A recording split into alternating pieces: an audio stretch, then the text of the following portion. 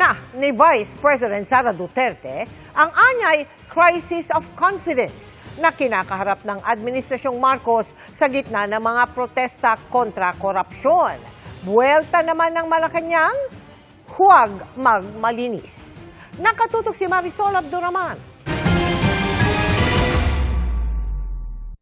The President now faces a profound crisis of confidence, especially in the way these corruption investigations are being handled, which appear to lack both direction and resolve. We also seek clear answers on how a budget that deprived Filipinos of billions and billions of pesos was approved under his watch.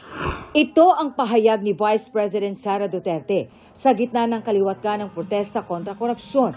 Karapatan daw ng mga mamamayan na magpahayag ng kanilang saloobin laban sa pamahalaan. Kaisa ako ng milyong-milyong Pilipinong nadismaya at nandidiri sa pamahalaang lulong sa insekuridad at walang kabusugang kasakiman.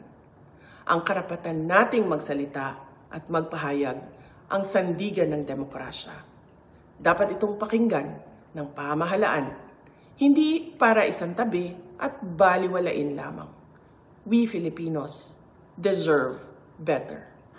Inungkat din muli ng bise ang kanya raw karanasan sa umunoy ginawang pagmanipula ng House of Representatives sa budget ng Department of Education noong kalihim pa siya nito. Sa halip na sundin ang listahan ng DepEd upang matugunan ang malalang kakulangan sa classrooms, misulang ginawang pork barrel ang pondong nakalaan para sa kabataang Pilipino at pinaghati-hatian ng mga kongresistang malapit sa mga makapangyarihan.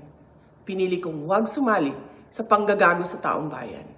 Sa aking pagbitiw bilang kalihim ng DepEd, ininda ko ang kaliwat-kanan na atake kasama na ang impeachment para lamang mapagtakpan nila ang katiwalian sa 2025 budget. Sabi naman ni Palace Press Officer Undersecretary Claire Castro, ang Pangulo, uulit-ulitin natin na siya po ang nagpaumpisa ng pag-iimbestiga na ito. Noon pa po ay marami ng anomalya.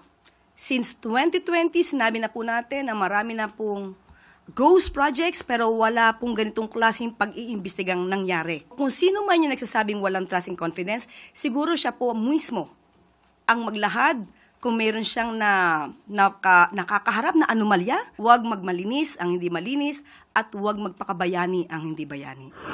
Para sa GMA Integrated News, Marisol Abduraman, nakatuto 24 oras.